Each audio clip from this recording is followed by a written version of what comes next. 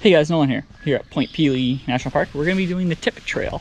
So we're at the visitor center, we're behind it here at these benches, and the shuttle comes in here, and the shuttle takes you down to the end, and then it's like 500 meters in, 500 meters out to the tip.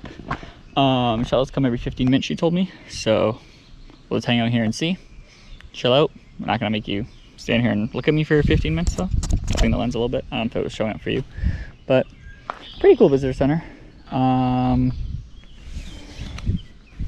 There's like a room in there. There's like a whole, I don't even know what you call it, like a little like walk-through display kind of room. And there's like a little pond out front, but yeah, we're just gonna hang out and wait for the shuttle, I guess. Okay, we're here at the end. 0.5 kilometers to get to the end. We're gonna charge.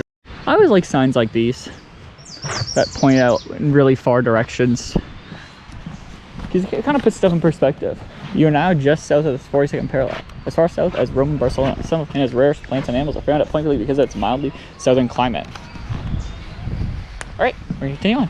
Dangerous currents at the tip. Yeah, I read, I don't know where it was, but it's like you can get fined like up to $10,000 for like just like putting your feet in the water at the end because of the currents. So that's a little intense. But yeah, we're gonna just go for a little stroll in the woods here and get to the tip of Canada. The ground is super sandy here. This side, really choppy. When we were coming up the road, we could see on the right side, we were pretty close to it for a bit, and it was very, very calm. So clearly wind's hitting us that way. I wonder at the tip if it's gonna be like a weird line where it's like super choppy, calm. We'll see, but oh, this wet sand, not having it. All right, this is more gravelly, but yeah, pretty cool in here. Quite the trek on the shuttle for sure. There's a school group with me, so I felt like I was just at work. There's no escaping it. But I mean, this seems like a really cool spot to have a year-end field trip. I don't know if they're getting guided or if it's just like, hey, drop them off at the end and they can walk there. I hope they're getting guided, but I don't know. Yeah, this is the right side. So technically this is the west side, because this is south now. There's quite a few huge boats out there. Some milder sized boats. Looks like we're getting pretty close to the end.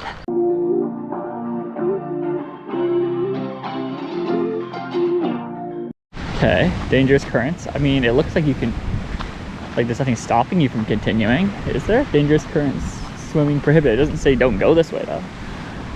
We're gonna try to go to the tip. But yeah, this is weird. So this side, pretty choppy. It's calmed down a little bit, I would say. Then this side just calm, and you can see where it kind of divides itself coming off the tip of the point. And then it kind of evens itself out. It's more of a merge farther out, but like choppy, boom. You can just see, it's like a really definitive line.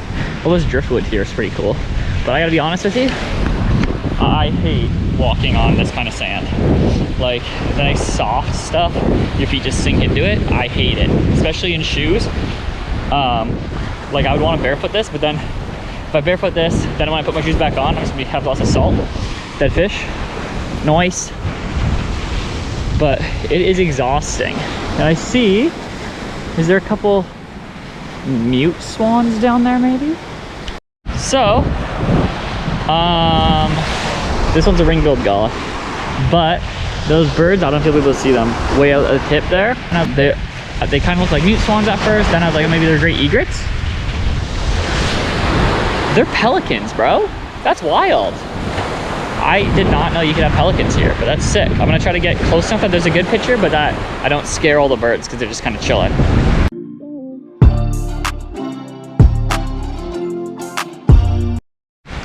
All right, we are making our way back to the shuttle now.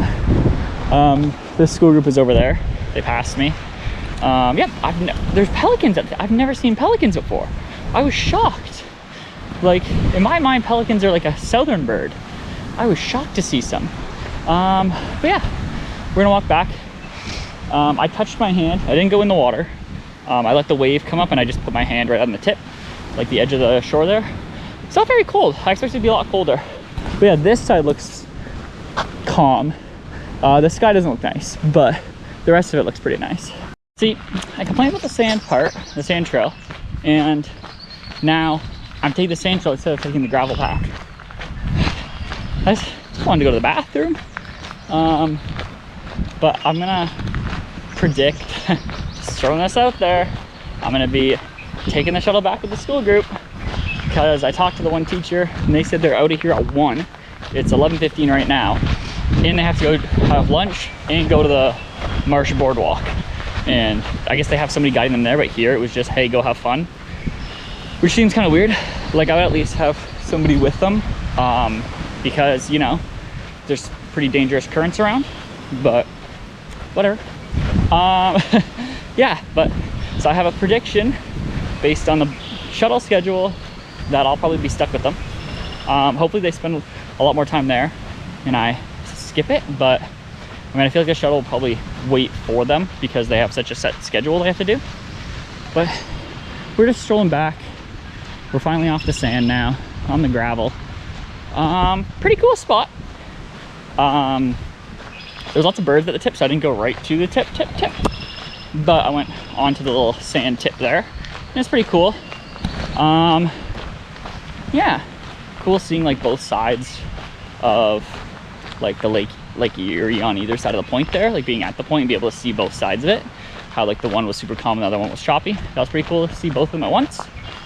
But yeah, besides that, I mean, it's the southern point of Canada, of mainland, so it was alright. But yeah, I'm going to end it here because right up there's the little pavilion I started at. Go to the washroom, wait for the shuttle. Alright, well that's it for me, bye-bye. Hey guys, Nolan here. Erosion and climate change. So I just wanted to show you this real quick. So I guess it used to be way up here. Now it's here, or I guess it's probably a little bit farther back than that because that was 6 years ago. And then this is where it's projected to be, so where I'm standing here. So I guess like this building seems relatively new, at least upkept really well. So I guess they probably built it with that in mind, just to be like, hey, you know, you're gonna be safe here for at least 100 years. But yeah, that'll be the end.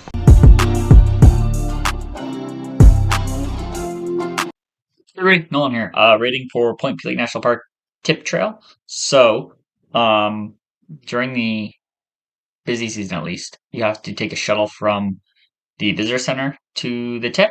So that's the way to get down there. Or I think you can hike or like bike, I guess, if you wanted to too. But driving wise, yeah, take the shuttle. So yeah, you start from there. And then you hit the shuttle, and then the trail starts. So you cut there, and yeah, you have the bathrooms and whatnot. Anyways, scenery 14 out of 20. It's pretty cool. You have like the two sides of the water because you're on like the little peninsula there while you're walking through. It's pretty cool. The forest itself is pretty cool, and then obviously when you get to the point, you can walk all the way up to the point. There's pelicans there, so I didn't want to get pelicaned. I don't know what pelicans do. So I didn't go all the way out to the tip, but you can if you want. And it's kind of cool how, at least when I was there, because it was pretty choppy that day. Like the one side the wind's coming from, and the other side was sheltered from the wind. So you had super calm on one side and really choppy on the other side. Looked pretty cool. Entrance 4 to 5. Yeah, good parking at the visitor center. The shuttle. Um, it's not super frequent. I think it's like every 15 minutes or something, so it's not terrible. But can only hold so many people as well. You gotta think. I think they have a couple they can run at the same time though. Location 8 out of 10. Point Pelee is a little bit out of the way, not bad, and then you have to drive really far along the one road to get all the way to the visitor center. Popularity 8 out of 10. Yeah, I mean that's you're going to Point Pelee to go to the tip, right? Like that's the point. So pretty busy. I ended up getting stuck behind a school group, or stuck with a school group, I guess, because I technically ended up passing them while I was waiting for the shuttle. They ended up getting dropped off. Anyways, services 5 out of 5. It's pretty good. You have really good navigation once you get to the tip there. Maps, good signage. You have like the little pavilion there that has all kinds of signage information. You have the bathrooms, stuff like that. You have lots of signs with more warning about the hazards. Total 15 for fun. Pretty cool experience, especially the pelicans. They definitely brought that up. But walking like on like the sandbar to the point, that was pretty cool. Difficulty 6 to 15. It's pretty flat. It's a little bit iffy in the sandy area. And then time-wise, there's a bit of a difficulty getting the shuttle, because you do have to keep in mind you have to wait for that, and then you also have to like give yourself enough time once you get there and do your stuff, you want to come back to have enough time for the shuttle. Length photo 10. The trail itself is only like a kilometer. It's not bad at all. And safety 8 out of 10. Yeah, it's pretty good. There is really strong currents, it says, so don't go in the water. They have signs up for it, but I mean, obviously, signs can't stop everything. So yeah, got not gonna post out for that. And then it was only fitting that in the end, the tip trail got a 69 out of 100. So nice. For me, bye bye.